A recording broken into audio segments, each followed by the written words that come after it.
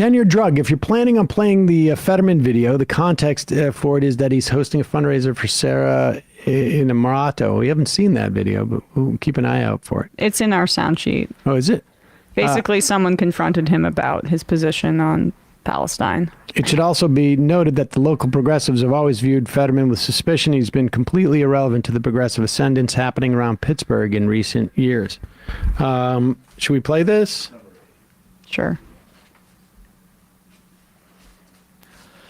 It's clip number 8. The other context you should note, too, is that the AIPAC and that, what is that organization, their PAC? DMFI. DMFI did not play in the Pittsburgh Senate race, and in part because I think Fetterman was sort of threatened by them. I don't know what his positions would have been in the absence of that, but he's been particularly aggressive, or at least his office has been particularly aggressive and not really seeming to care at all about this stuff. Especially jarring given his progressive bona fides, or like before that, right? And how he'd positioned himself.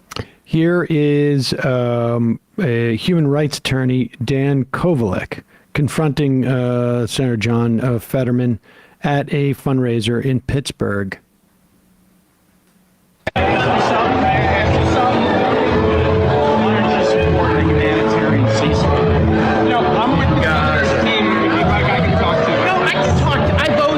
I'm sorry, this is a democracy. It absolutely is. Yeah, but kind of, sort of. Why? 10,000 people in Gaza have been killed, half are children. The Pope's calling for a ceasefire. The UN has called for it. I'm just asking you, you're a good guy. I voted for you. I know you're a nice guy. This is important. You need to leave. Can I give you a phone?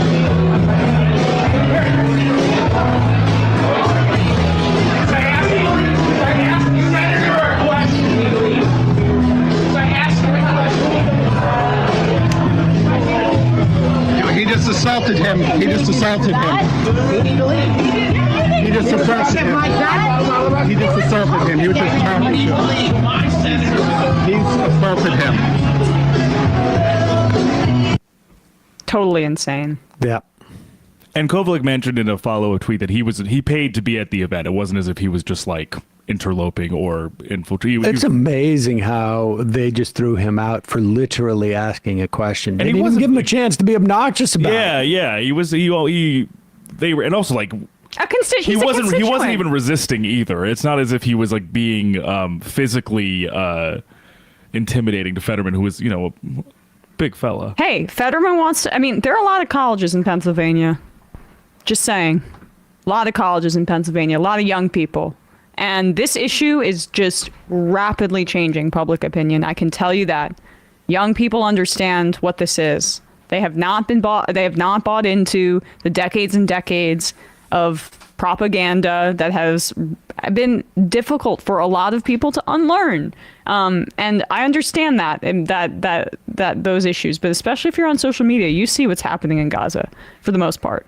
Unless you're not, or you're in this massive bubble. So like, Fetterman did have a lot of energy coming from young people in his race, and he better figure this out. I mean, I saw this over the weekend that in the Arab American, which I think is a local newspaper in Michigan, I retweeted it so I can find it as I'm speaking, but they had a headline that over the weekend that they were circulating in Michigan, and this is becoming a concern here, where the headline said, "He lost our votes with Biden." You want to pull this up, actually, Bradley? Thank you.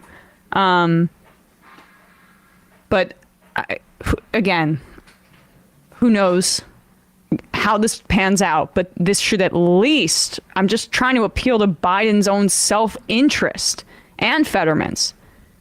This should be a concern. The Arab American News, at a Middle Eastern market in Michigan, says this person who tweeted this, "He lost our votes" is the headline. "Betrayed by Biden and other Democrats, Arab and Muslim Americans vow we will never vote for them again." And that's not saying they're going to vote for Trump. I don't like that, right? I mean, Trump wanted to do a Muslim ban. We all understand where like the bulk of bigotry lies here. But Biden lost children. He understands what it means to lose your own child. And a child in Gaza is dying every 15 minutes. how is this? How can you sleep at night? I don't understand. But I mean, he's making a political consideration, so I'm making a counter political consideration for him. There are a sizable Muslim populations in swing states, Michigan included, and that if you only care about your own ass, that's fine. Look, but this is also a concern. I think the counter argument, and I just had this. It was not the side that I took in this argument, but I will relay it because this was one of the arguments I had this weekend. Is that Biden is trying to, and Ryan Grimm and I talked about this, and he thought that was also what the thinking was from the White House, and I had this exact argument at dinner last night that Biden is exercising as much leverage as he has, and it was able to get 20 trucks through, and it was able to get the internet turned back on, and he's maintaining his credibility with them so that he can exercise leverage. And my response to that is, well, like, okay, that's possible, but how do we know that Biden is at the limits? I'm just trying to, steel man the other person's argument. I'm like, but my response to that is, how do we know that Biden is at his limits of leverage when nothing has been taken off the table in terms of like what's going in? All of it is going in one direction. The 14 or 16 billion dollars that Congress is going to do, like, that's not in jeopardy at all. There's no even talk of, like, even momentary talk of that being in jeopardy. We've seen C-130s dropping off up armored vehicles. I would imagine a bunch of other weaponry. We know that we're sending Patriot missiles to Israel. And I'm not saying that we shouldn't or we should send these things, but the idea that Biden has exhausted, what I am saying is that the idea that Biden has exhausted his leverage, how could we possibly say that when none of these things seem to be in any way put on the table in the use of that leverage? And I'm not saying that he needs to say this publicly, but if he's saying it privately, Israel doesn't seem to be responding to it, and those things are not coming off the table. So, like, I don't know how we can say that Biden is using all his leverage. I think there is a lot more leverage. I think there is a finite limit to it, but I don't think that we're there, because if we were there, I think we would see at least something come off the table.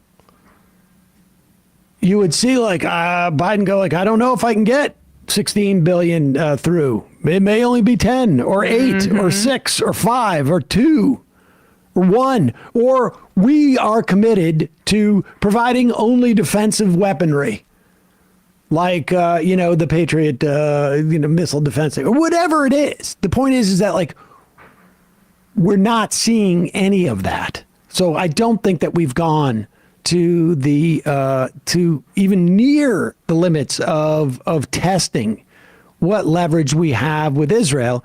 And this person was like, well, but that puts Biden in a precarious position. I'm like, first off, I don't know that it does, because of just what you're saying. Like, public opinion in this country, to the extent that it's paying attention to this stuff, and I think to some extent it definitely is not in favor of, it's certainly not overwhelming. Like, it is not in favor of allowing for the annihilation of Palestinians living in Gaza. It's just not, and we're not going to know fully what public opinion really is for a little while because it's so fluid, but like, early polling indicates that it is trending in the direction that I'm saying, and it's not really ambiguous when you look at the generational divides. And if Biden wants to win re-election, it is about youth turnout. And you can't just rely on negative partisanship about Trump. It's also just the freaking right thing to do. Lazy Ollie says it's a lose-lose situation for Biden. He will lose voters over the Palestinian issue either way. I mean, I think that's true. I think it is a lose-lose situation. I think it's just a question of like, how do you mitigate your losses? And it seems to me, being far more measured in where you sit in this from Biden's political perspective. Put aside like the moral arguments.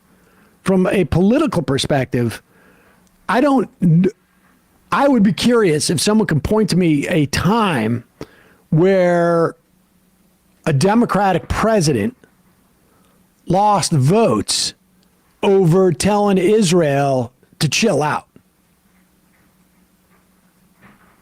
I mean, and I leave a little sort of dramatic pause of silence because there isn't one.